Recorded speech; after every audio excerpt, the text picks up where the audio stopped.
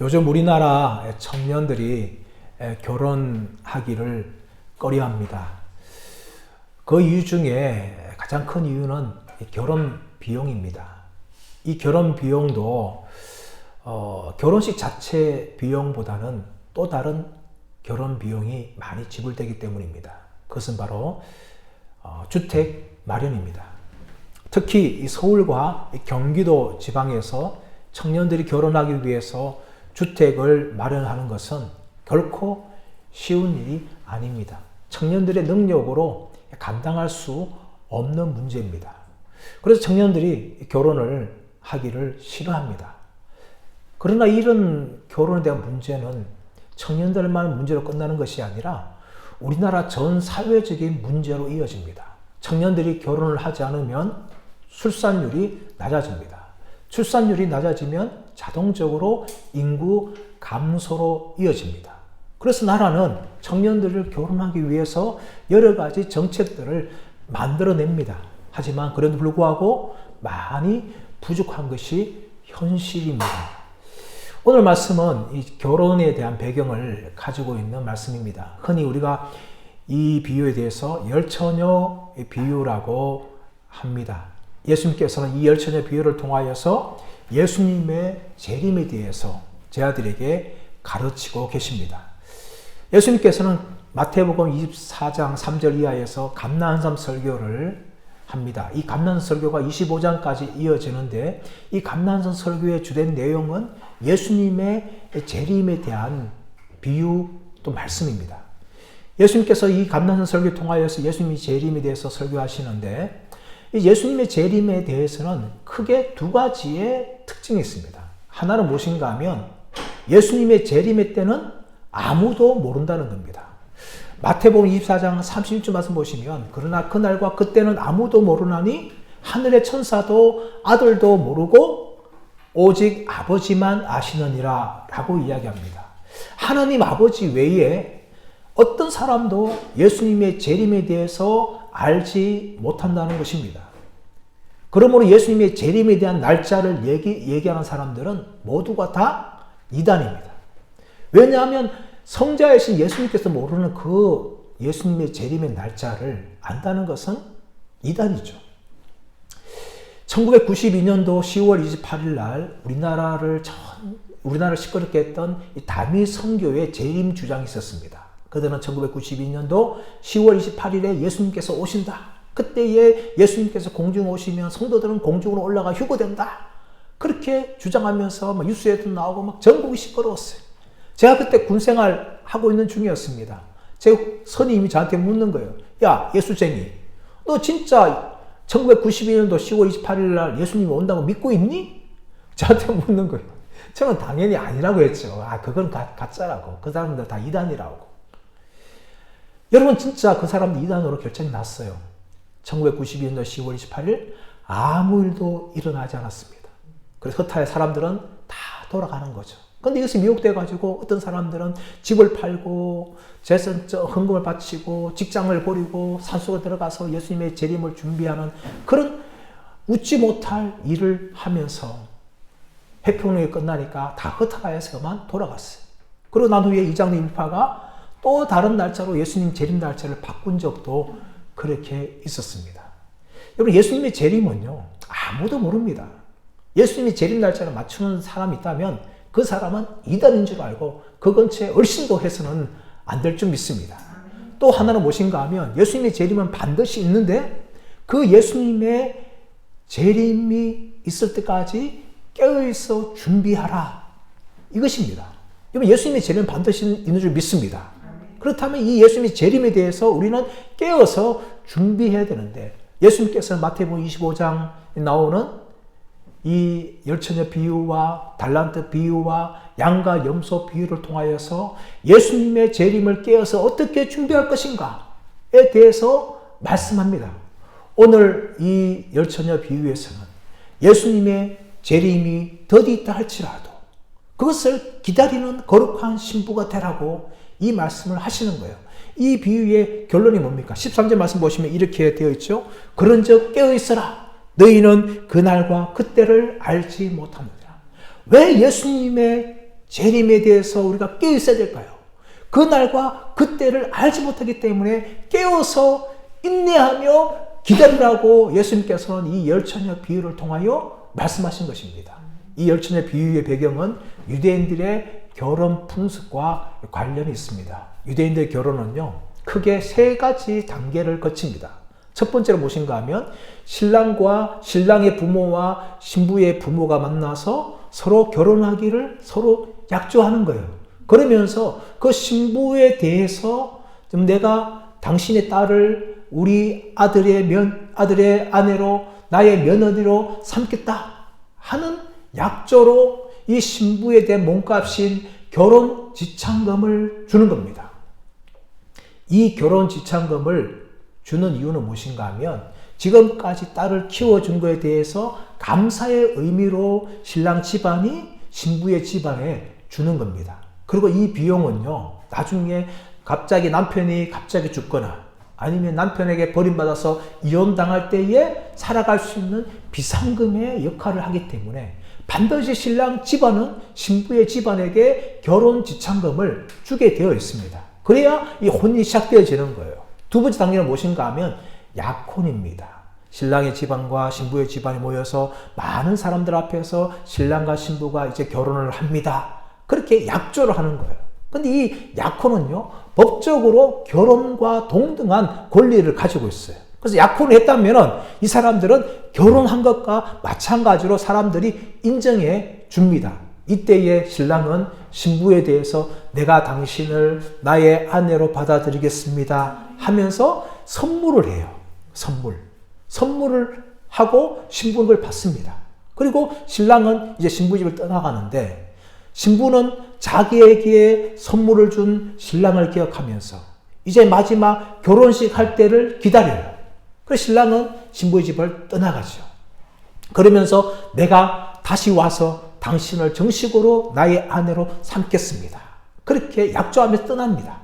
그리고 이 약혼식이 한 후에 대략 한 1년 이상이 걸리는데 이 1년 이상이 걸리면서 나중에 신랑이 찾아와서 신부의 집에서 신부를 데리고 가서 자기 집에서 결혼식과 결혼잔치를 합니다. 근데 이 기간이 보통 약혼해서 결혼하기까지 1년 정도, 1년 이상이 그렇게 걸립니다. 왜 그렇게 걸리는가 하면 신랑의 집안은 신부를 맞이하기 위해서 신혼집을 그 1년 사이에 준비하는 거예요. 집이 준비되어야 신부를 데리고 오지요. 그래서 신랑의 집안은 신부를 데리고 오기 위해서 집을 열심히 신혼집을 준비하고 꾸밉니다. 그리고 이 1년 사이라는 시간은 신부에게도 필요한 시간이에요. 왜냐하면 신부의 순결이 그 1년 사이에 드러나는 거죠. 만약에 부정하면요, 그 1년 사이에 임신하게 되어지는 거죠. 신랑과 관계를 갖지도 않았는데 이 여인이 임신했다는 것은 이 여인은 부정한 여자라고 밝혀지는 겁니다. 그래서 1년이나 시간은 이 신부의 순결을 증명하는 아주 중요한 시간이에요. 예수님 보십시오. 요셉과 마리아가 정혼을 했어요. 근데 동거하기 전에 임신하였다는 것이 요셉이 알게 되어집니다. 그래서 요셉은 마리아가 나 몰래 딴 남자를 만나서 임신하는가 보다 하면서 부정한 여인을 생각하고 가만히 사람들 모르게 조용히 끊으려고 했어요. 사람들이 알면 돌을 던져 죽이는 거죠. 부정한 여자라고. 그렇게 해서 조용히 끊으려고 하는데 천사가 나타나서 요셉에게 설명합니다. 이 일은 사람으로 된 것이 아니라 성령으로 말미암아 마리아가 임신하게 된 것이고 그 태어날 자는 거룩한 자인 하나님의 아들 예수다 라는 것을 천사가 알려줍니다. 그래서 요셉이 마리아를 데리고 가고 아이를 낳을 때까지 함께 동침을 하지 않고 예수님을 출산하게 되어집니다. 그래서 신부는 이 1년 시간을 통하여서 자신이 순결한 여인이라는 것을 증명해야 됩니다. 그리고 1년이 지나게 되어지면 신랑이 이제 신부의 집으로 신부를 데리고 오기 위해서 옵니다. 근데 그때는요, 누가 하는가 하면 신랑의 아버지만 합니다. 신랑의 아버지가 다 보고 이제 집이 다 준비되고 또 결혼식을 할 돈이 준비되어지면 신랑한테 그러는 거예요. 얘야, 이제 준비 다 되었다. 너는 빨리 가가지고 너와 약혼한 신부를 데려와라. 그래서 신랑이 집을 찾아가지고 신부를 데리고 와서 자기의 집에서 많은 사람들 모인 가운데 성대하게 결혼식을 하고 결혼 잔치를 하면서 그날 밤에 신부와 함께 신랑의 집에 들어가서 이렇게 관계를 맺게 되어지는 거죠. 그 이전까지는 결코 이 몸으로 신부를 대하지 않습니다. 전혀 몰라요. 결혼식과 동시에 그때부터 이제 육체적으로 관계를 맺고 결혼식을 하게 되어지고 나중에 아이를 낳게 하는 그런 일이 생기는 겁니다. 오늘 말씀의 배경은 바로 그것입니다. 이 말씀의 배경이 무엇입니까? 신랑이 신부를 데리기 위해서 신부의 집으로 이게 찾아옵니다. 찾아오는데 문제가 무엇입니까? 한밤중에 찾아오는 거죠. 1절 말씀 보시면 그때의 천국은 마치 등을 들고 신랑을 맞으러 나간 열 처녀와 같다 하리니 신랑이 신부의 집에 찾아옵니다. 찾아오는데 이때에 찾아올 때가 언젠가 하면 대부분 다 한밤중입니다. 한밤중에 신랑이 찾아오는 거죠. 신랑이 찾아올 때 몇 명이 나가서 맞습니까? 10명의 처녀가 신랑을 맞이합니다. 맞이해요. 등을 들고 가서. 여러분, 요즘 같았으면 사실은 뭐 차를 타고 내비게이션 차 타고 가고 뭐 그렇기 때문에 또 밤에도 밝기 때문에 집을 찾아가는데 큰 어려움이 없어요. 그런데 이 고대 당시에 예수님 당시에 이 밤밤중이라는 것은 사실 깜깜한 거죠. 깜깜해서 신랑이 어두운 가운데 그 집에 찾아와서 1년 전에 찾아갔던 신부의 집을 찾았고 신부를 데려가는 것은 사실상 쉽지 않은 일입니다. 그래서 이 신부의 들러리가 되는 친구들이 나가서 신랑을 맞이하고 신부의 집으로 인도하는 거죠. 그때 나갔던 사람들이 10명이었습니다. 10명의 처녀가 나왔어요. 왜 10명이 나왔을까요? 이스라엘 백성들 같은 경우에 10이라는 숫자가 아주 상징적 의미입니다. 완전수죠. 완전수로서 이 10명의 숫자는 굉장히 중요한데 의식이라든지 또 공동체 행사할 때에 최소 단위가 10명입니다. 회당에서 예배 드릴 때도 10명이 모여야 예배가 될 수가 있는 거예요. 그리고 더 나아가서 장례식을 치를 때에도 10명이 있어야 장례식을 할 수가 있는 거예요. 그래서 10명이 이 결혼식에 참여한다는 것은 적어도 이 결혼식에 대한 정인이 되는 거예요. 그래서 신부의 들러리가 10명이 되어가지고 그 10명이 신랑을 데리고 오는데 그 손에 무엇을 들었어요? 손에 든 게 뭔가 하면은 등과 기름입니다. 등과 기름. 이 등이 있어야 되고 또 등이 타다 보면 기름이 필요하죠. 이 기름이 무엇인가 하면 올리브유입니다. 올리브유. 성경에는 감람유로 나옵니다. 이스라엘 백성들이 이 감람유를 아주 많이 사용했는데 특별히 이제 왕을 세우고 제사장을 세우고 선지자를 세울 때에 선지자의 머리에 왕의 머리에 제사장 머리에 기름을 부어서 그들을 세웁니다. 그리고 더 나아가서 보통 사람들 같은 경우는 이 감람유를 가지고 음식을 만들게 되어지고 오늘 본문에 나오는 것처럼 밤에 불을 밝히는 또 집안에서 등에 기름을 쓰고 밖에는 횃불로서 그렇게 기름을 쓰는 횃불을 그렇게 사용하는 겁니다. 이걸 들고 나가는데 문제는 무엇인가 하면 이 시간이 점점 지나가는 거예요. 신랑이 와야 되는데 신랑이 잘 오지 않는 거예요. 그러다 보니까 이 모든 열처녀가 잠을 자게 되고 졸게 되는 겁니다. 그때 갑자기 신랑이로다 하는 소리를 들려요. 들리니까 이 10명의 처녀들 자기가 다 들고 왔던 등을 준비한 등을 가지고 신랑을 맞으러 이제 나가는 거죠. 여러분 신랑이 언제 왔습니까? 한밤중에 갑자기 그렇게 찾아왔습니다. 신랑이 올 줄 알았지만 신랑은 드디어 왔고 그리고 한밤중에 갑자기 신랑이로다 라는 소리가 들리는 거예요. 여러분 이 신랑이 누굽니까? 바로 예수님이십니다.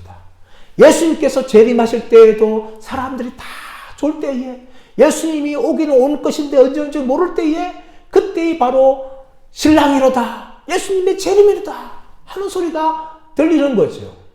그리고 성경에 보시면 예수님의 재림이 갑자기 만나는 것을 설명을 합니다. 우리 읽었던 이 25장 앞에 말씀 가보시면 마태복음 24장 37절 39절 말씀 보면 인자의 이맘때가 바로 노아의 방주가 있을 때로 이야기합니다. 홍수가 나기 전에 사람들이 먹고 마시며 시집가고 장거들과 깨닫지 못하고 있을 때에 갑자기 홍수가 났던 것처럼 인자의 이맘도 그럴 것이다 라고 예수님께서 말씀을 하시는 거죠. 또 40절 42절에서는 한 사람이 밭에서 일을 하고 있는데 두 사람 중에 한 사람이 들려오러 갈 것이고 또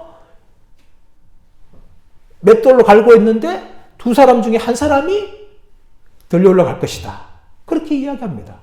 그 더 나아가서는 또 이제 43절, 44절에서는 또 45절, 또 51절까지는 지혜로운 자와 또 어리석은 자가 있는데 악한 종이 있는데 주인이 갑자기 와서 지혜로운 자에게 칭찬하고 많은 사람을 맡기고 그렇지만은 악한 종은 업이 될 것이다.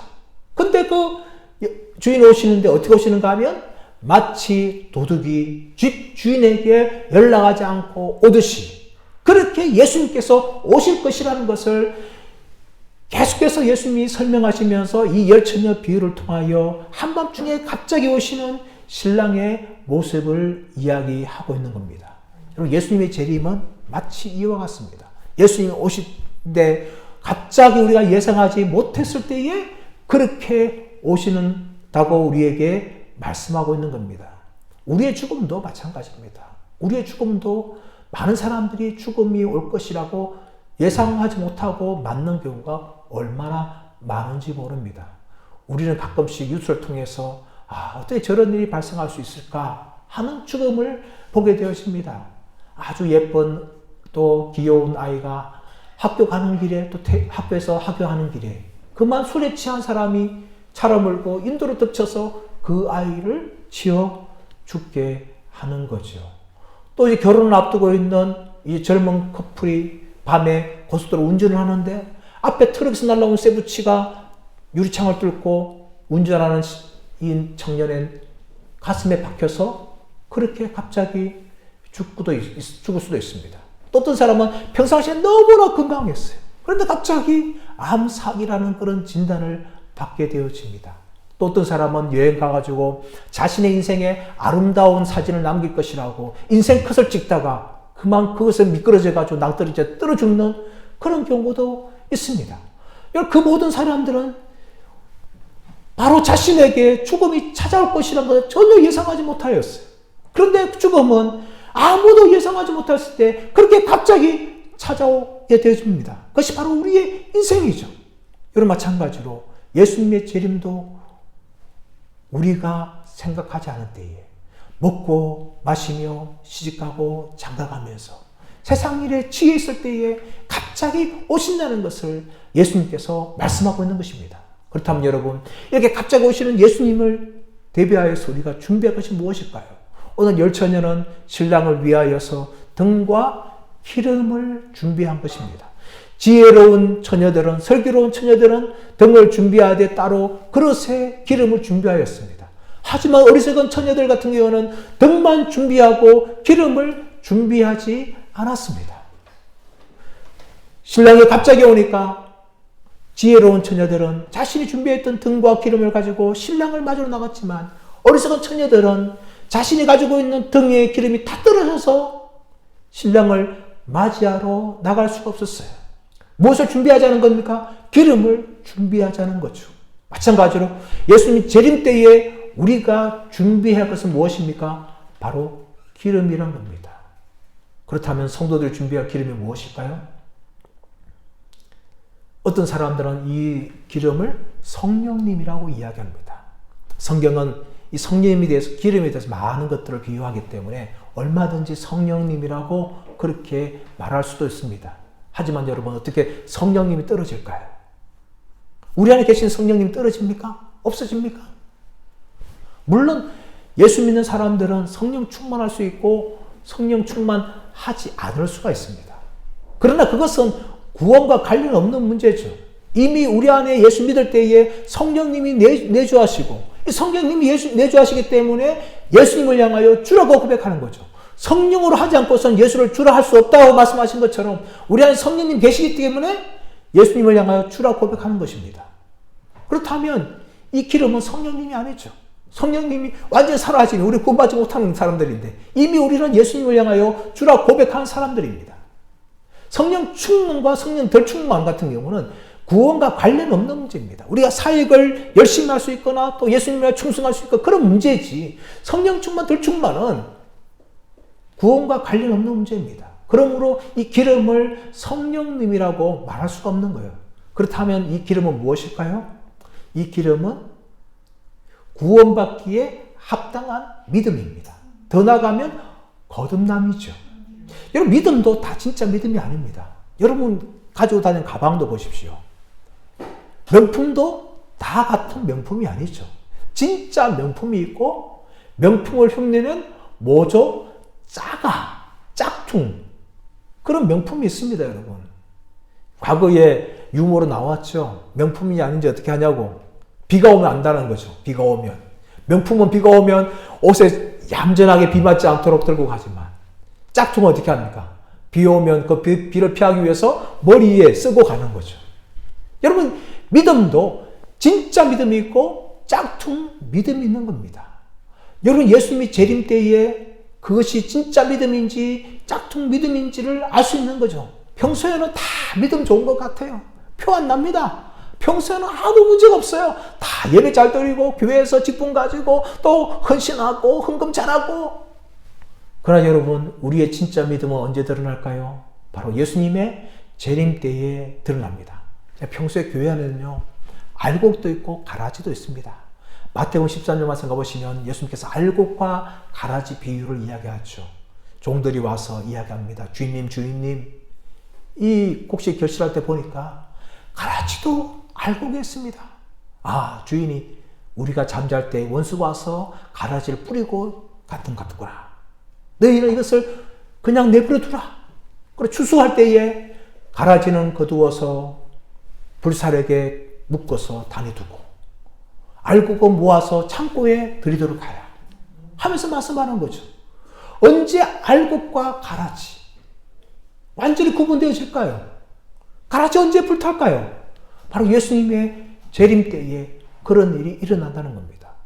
근데 알곡과 가라지 비유는 뭡니까? 여전히 교회 안에도 알곡 신자가 있고 구원받지 못하는 가라지가 있다는 것을 성경이 이야기하는 겁니다. 겉으로 보면 다 예수 잘 믿는 것 같아요. 그러나 여러분, 알곡 신자는 구원받지만 가라지는 결코 구원받지 못합니다. 아무리 교회에서 신앙생활 하더라도 가라지일 경우에는 여러분 구원받지 못하는 거예요. 알곡이 되어지만 천국에 들어간다는 겁니다. 그렇다면 어떻게 알곡이 될까요? 그것은 바로 우리가 거듭나는 것입니다. 예수님을 나의 구원자로 믿고 거듭나야지 알곡 신자가 되는 것이고, 그 알곡 신자가 천국에 들어갈 줄 믿습니다. 예수님께서는 요한복음 3장에서 니고데모에게 무슨 말씀하셨습니까? 네가 거듭나야 하나님 나라를 볼 수 있느니라 라고 이야기하신 거죠. 거듭나지 않으면 하나님 나라에 들어갈 수 없는 겁니다. 근데 그 바리새인 니고데가 누굽니까? 바리새인이고 그는 유대교의 지도자였어요. 사내들은 공회였습니다. 그는 율법 선생이었어요. 근데 예수님께서는 그 율법 선생이고 바리새인이고 지도자인 그 니고데를 향하여서 네가 거듭나야 하나님 나라를 볼 수 있다라고 이야기합니다. 그렇다면 얼마든지 교회를 다니고 있는 교인들을 향하여 예수님께서는 이 말씀을 할 수 있는 것입니다. 네가 거듭나야 하나님 나라를 볼 수 있느니라. 하나님 들어갈 수 있느니라. 거듭나지 않으면 안 된다는 겁니다. 그러므로 오늘 이 열처녀 비유에서 우리는 확인해야 됩니다. 정말 나는 기름을 준비했는가? 예수님 오실 때에 나는 거듭난 신자로서 예수님을 마중 나갈 수 있는가? 아니면 나는 여전히 교회를 다니지만 무늬만 그리스도인이 아닌지를 우리는 분명히 증명하고 정말 나의 영혼이 구원받은지 아닌지를 확인하는 저와 여러분 되시기를 예수님의 이름으로 축원합니다. 오늘 본문은 더 나가서 무엇을 말합니까? 우리의 구원은 철저한 개인 구원이라는 것을 말합니다. 예수님이 오신다는 신랑이 온다 라는 소리를 들 때에 이 열처녀는 두 가지로 나누어집니다. 하나는 기름을 다 준비하여서 신랑을 맞아 나가는 슬기롭고 지혜로운 처녀 5명. 또 하나는 기름을 전혀 준비하지 못해서 신랑을 마주 나가지 못하는 어리석은 처녀 5명으로 그렇게 구분되어집니다. 그리고 이 5처녀가 어떻게 이야기합니까? 슬기로운 처녀들 향하여서 우리의 기름이 다 떨어져 가려 하니 너희가 가지고 있는 기름을 빌려달라. 그러자 지혜로운 처녀들이 무슨 말합니까? 이 기름은 너희와 내가 쓰기에 부족한 것이다. 그러므로 너희는 동네에 들어가서 기름을 사오느라.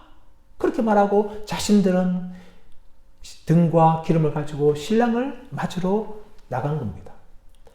여러분, 기름을 나눠주지 않았습니다. 마찬가지입니다. 우리의 구원은 나눌 수가 없는 겁니다. 아무리 믿음이 좋은 사람이라 할지라도 자기의 믿음 가진 것 때문에 다른 사람을 구원할 수가 없는 겁니다. 사람들은 착각해요.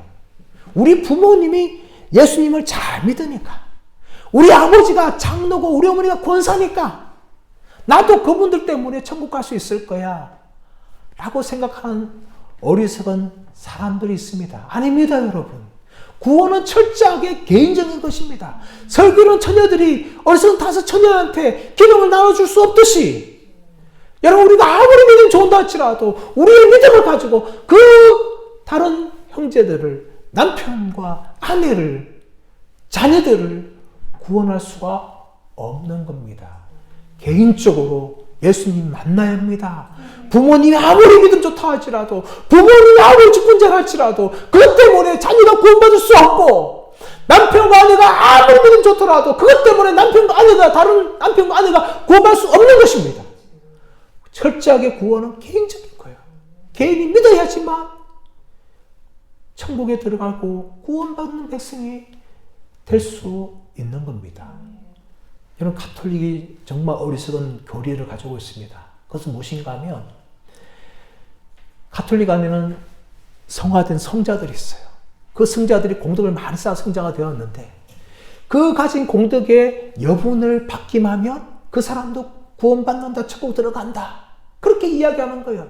또 어떤 사람은 천국에 바로 들어가기에 부족해서 연옥에 들어갔는데, 이 땅에서 그 사람을 위해 선행을 많이 한다든지 기도를 많이 하면, 착한 일 많이 하면 그 연옥에 있는 사람이 천국에 들어갈 수 있다, 그렇게 이야기합니다.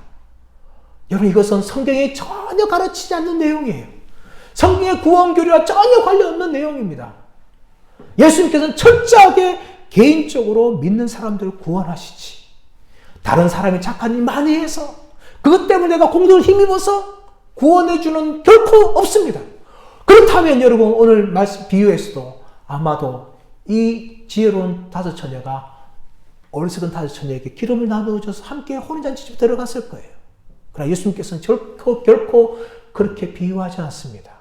기름을 준비한 다섯 처녀만이 신랑이 올 때 신랑을 맞으러 나갔고 혼인잔치에 들어갔고, 어리석은 다섯 처녀는 결코 들어가지 못했습니다. 사랑 여러분, 이 땅에서 우리가 예수 잘 믿기를 바랍니다.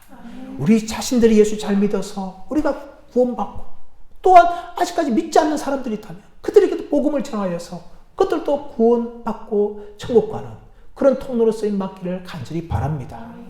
이제 신랑이 왔습니다. 신랑이 오자 설교로운 다섯 처녀는 신랑과 함께 혼인잔치집에 들어가고, 어리석은 다섯 처녀는 기름을 구하러 갔기 때문에 들어가지 못하였습니다. 기름을 구하고 나중에 찾아왔습니다. 하지만 이미 혼인잔치집은 문이 닫혔습니다. 두드립니다. 두드려요. 주여, 우리에게 열어주소서. 그때 신랑이 말합니다. 내가 너희를 도무지 알지 못하노라. 여러분, 이 혼인잔치집은 사실은 신부집에서 있었죠. 근데 원래는 정식으로는 신랑집에서 하는 거예요. 신랑집에서 준비를 다 하고 결혼식도 하고 잔치를 합니다. 그런데 이 신부집에 벌어진 이 혼인잔치는 아마도 신랑을 환영하는 의미를 가지고 있을 거예요. 그리고 신부를 다시 신랑집에 보내서 이제는 보지 못하니까 아쉬운 마음을 가지고, 슬픔을 가지고 그렇게 잔치를 벌였던 거예요. 예를 들자면 우리나라 종종 있는 일입니다. 외국인들과 결혼할 때요, 외국에 있는 신부를 데려올 때 신랑이 신부집에 갑니다. 신부집에 가서 그 나라에서 사람들과 잔치를 벌여요. 근데 그걸 끝나는 것이 아니라 다시 그 신부를 한국에 데려와서 자신의 친지들 가족들 다 모으고 성대하게 잔치를 벌입니다. 아마 이거가 조금 비슷한 것 같아요. 신부의 집에서 이제 잔치를 벌이면서 문을 닫았는데 늦게 들어온 이 어리석은 다섯 처녀는 들어가지 못합니다. 이 다섯을 향하여서 신랑이 정확하게 이렇게 이야기하죠. 12절 말씀 보시면 진실로 너희에게로니 내가 너희를 알지 못하노라. 진실로 너희에게로니. 여러분 이 말씀은 이 복음서 보게 되었지만 예수님께서 흔히 사용하신 권위를 가진 말입니다. 내가 진실로 진실로 너희에게로니. 내가 진실로 너희에게로니.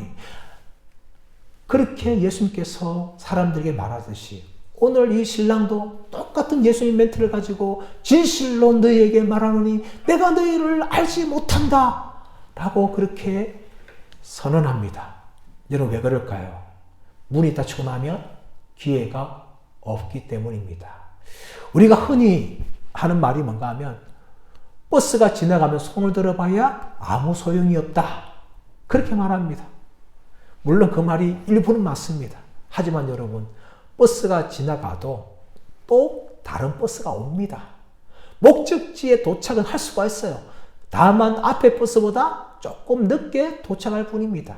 이 땅에서는 참 많은 그런 버스 탈 기회가 있어요. 그러나 여러분 예수님이 재림에 오거나 재림 때가 되고 나면 그 이후에 어떤 기회도 없습니다.